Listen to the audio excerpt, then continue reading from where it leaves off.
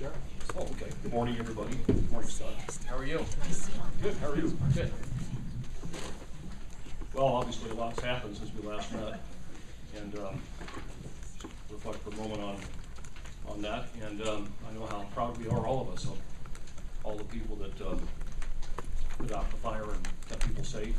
Our police department evacuated 22,000 people on a very hectic afternoon without incident or injury.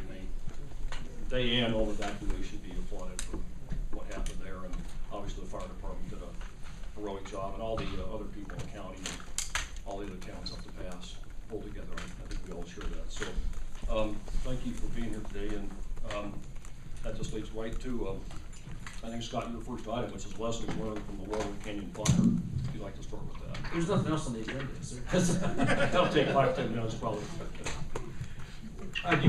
I'll be happy to start. Do you want to start? You go ahead.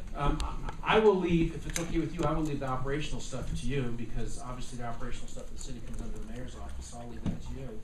But I would like to talk about some of the lessons learned from, I'll just start with Colorado Springs Utilities, if I can start there. And I know that's a site that's on the agenda, and so I'm kind of probably going to cover two birds with one stone if I can. But one of the things that I've been impressed with, and I'll let my colleagues chime in, but one of the things I've been impressed with in the 9+ years I've been a board member is how closely the affiliation is between a municipally owned utility and a municipality. And that was clearly brought home during the Waldo Canyon. You know, I almost feel like calling it the Mountain Shadows Fire, but anyway, but the fire, in terms of what they did, and I could cite example after example after example, but the one that sticks in my head a lot is, if you remember a couple of nights after the fire, when we had that meeting on the affected streets and neighborhoods, and you had called me because you were hearing, and I was hearing the exact same thing, that it could be weeks, if not a month or two, to get the utilities turned back on up there. And you didn't have to call a CEO or a board of directors in another state. You called me. And seconds later, I was on the phone with the CEO. And the fact they did what they did in what should have been weeks, and they did it in days, I think it just points to the fact of how good, and one of the lessons we learned is how tight that affiliation is between the city and the city-owned utility. Like I said, I could bore everybody for the next hour and a half and talk about specific examples, but that's one of the lessons that just reinforced in my mind the benefit that was gained from having that close affiliation. I know over the years they've worked with the fire department a lot. It's easy to talk about the CSU wildland team because there's the obvious connection there, but all the connections in terms of getting utilities turned off, and we need to get them turned off quick. And then, oh, by the way, we just lost power to a water tank that was supplying head pressure to all the fire hydrants in Mountain Shadows, and we had to figure out a way to get it turned back on, but not turn on the houses. And those guys went back up during the fire to get that done. I mean, just like I said, I could cite example after example. I think that's one of the biggest lessons learned is how close that affiliation, how close that relationship is between the utilities and the general city. Well, they did a tremendous job there, as well as creating fire breaks early on in the fire. I agree, it was a tremendous team effort all the way around. It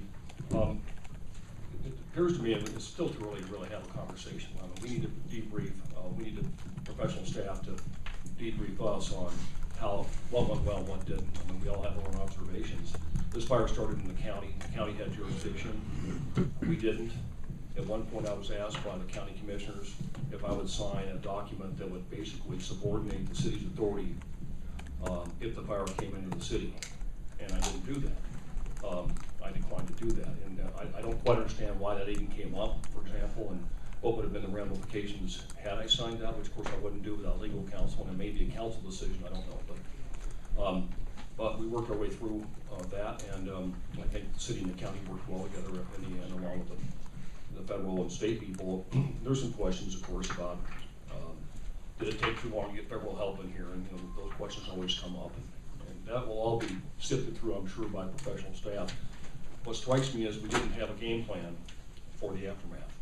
We're building one now, OJT, right? In fact, I read in the media this week that what happened to the cell phone networks on that day we evacuated 22,000 people, they were just overloaded.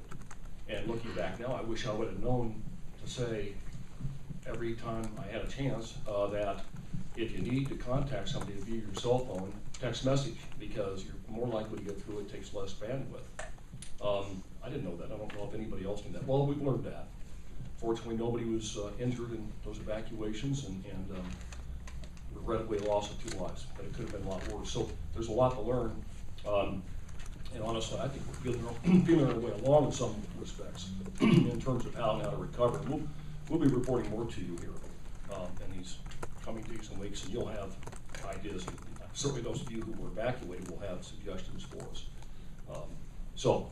What I would just offer is that as we can get to a point as an executive branch staff where we have had enough conversation to debrief ourselves, then we'll come to you and ask you to share that with us.